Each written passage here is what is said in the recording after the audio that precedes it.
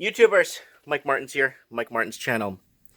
As rich as an Argentine. It's a phrase that I heard growing up, and I guess to boast of the economic wealth as the Argentines were at one point. So what does it mean? So let's go back to, I guess, economics and wealth building 101. And joining me today is our subscriber and that's called into our show many times, has come to see me in person, and he's going to have cover this little segment with me. And it is Supreme Canon. Hey, everybody. Supreme Canon, two-time world champion in the house. I'm so happy. No less. Working on number 3. That's right. And two-time Hall of Famer. Hall of Famer, that's right. Yes. We're not going to specify the Hall of Fame. We won't specify. You'll have to find that yourself, but I'm definitely there. Okay. Here we go, people. As rich as an Argentine. Now, in the early part of the 20th century, Argentina was among the top 10 richest countries in the world, maintaining this position into the 1950s. Between 1890 and the 1930s, Buenos Aires was totally overhauled, changed from a pretty Spanish colonial town to what it is today, a huge city with sprawling boulevards, French and Italian architecture, hundreds of parks and plazas, and tree-lined streets. During this time, the very rich traveled to Europe, especially to Paris, where they painted the town red with their parties, their music, and their beautiful women. It was the French, seeing how lavishly the Argentines spent money, who coined the phrase "ricci como un argentini," or "rich as an Argentine." I wrote before about how Argentines invest in brick, buying property after property crash as a means of putting their money away for a rainy day. In the U.S., denominated the asset real estate. So far what I've read, you've heard the phrase "rich as an Argentine." I have a feeling the new version of that will soon be as rich as a Canadian. For the same reason. Because we're not being run very well anymore, just like Argentina. So there's no reason to think that the average Canadian isn't going to have the same problems as the average Argentine. Beautiful place. Hope to go there one day. But I've said it before and I maintain we've topped the roller coaster. Where it's going to go, I don't know, and neither do you. But I think it's going to get tough for a while. I think, in my opinion, Argentina at that time was very against the World Bank. I don't even think it was signed on.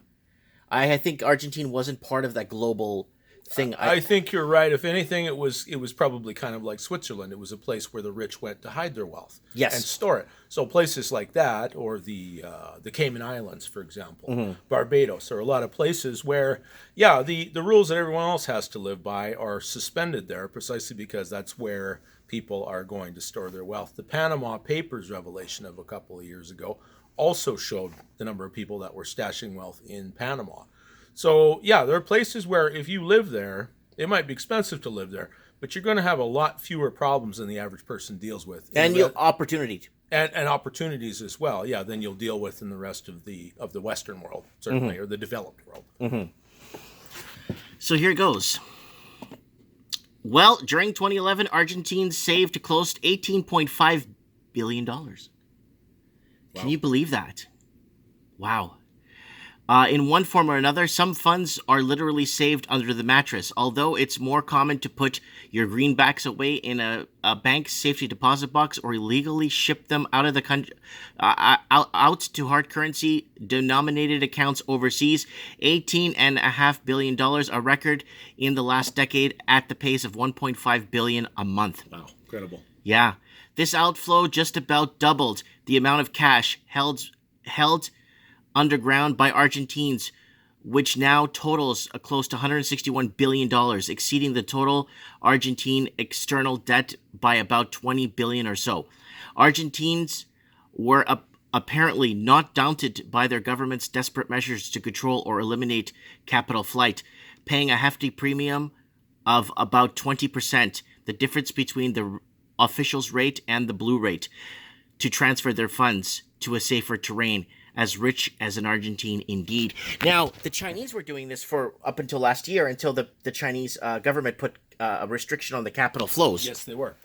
The Chinese also pioneered, before you had crypto, or crypto became more widely known, you also had the sale of domain names on the internet. You could buy a domain name for a certain amount of money, and then when you moved overseas, you could sell that domain name, and you could reap the price in the currency of wherever you were living.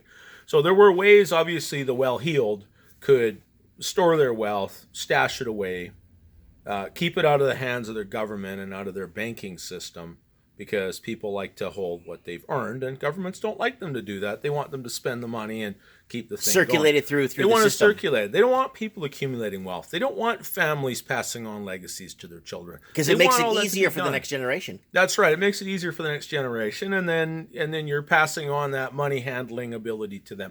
They don't want people to have wealth. They want to redefine wealth to be how good's your credit score, how big of payments can you afford to make every month. That's been a middle class in North America for close to 20 years. Everything went zombie after all the manufacturing left.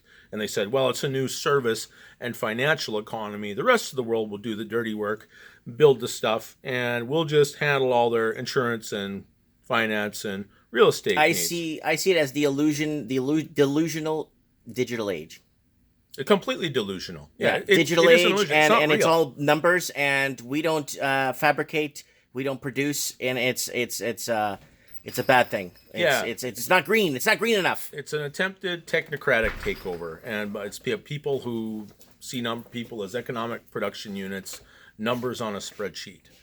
And past a certain level of interacting with the individual person, no, they can't relate to them anymore. So you have this disconnect between the leadership and the people, down in the trenches actually dealing with this system.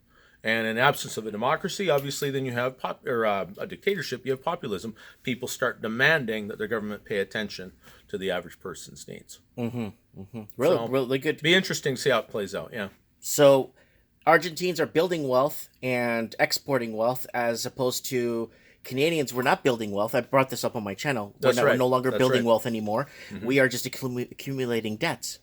Buy now, pay later. And that's a huge burden on our future, I guess, future of us and our lineage of our children and grandchildren are passing this debts on. That's right. Well, we've also had a problem in the last 50 years where you have a lot of parents that, believing they've been living in this new paradigm, have not saved for their children's retirement. Mm-hmm. or for an inheritance for the next generation. They just assume it's a new world. Everything will continue to grow and go up. That line on the chart will go from lower left to upper right forever. And whatever it takes to make that happen is worth it because it's increased prosperity. But now they're seeing that the bridge is out between them and the generation behind them. They don't have that legacy to count on anymore.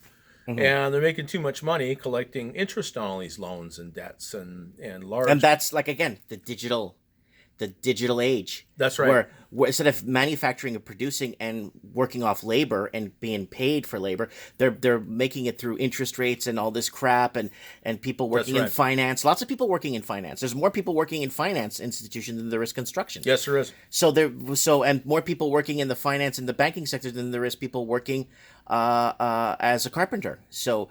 As carpenters, right? So there's a lot more, or factory workers. That's right. There's less factory workers than there are bankers. Yeah, people who are actually creating new wealth that didn't exist before are finding that their tax dollars are increasing and they're being circulated through more and more and more people who got into these more soft professions, so to speak, and as people begin to crowd into them because they're perceived as an easier, more prosperous life, well, obviously the wages haven't kept up with what they need to live in these areas. So you're using debt to compensate. Your governments are doing it, but most individuals are doing it too. So sooner or later it has to stop. Wishing the government would stop doing it is not going to happen. It's got to start with you folks. You got to think about yourself and your future and the future of your kids. You've got to take care of it yourself. That was great. I don't think Winston Churchill could have said that any better. Well, thank you very much. We'll go. Supreme Canon in the house visiting me, and very happy to have him here. Guys, don't forget to hit the subscribe button, and don't forget to join me for Mike in the Night Saturday nights. Thanks for watching.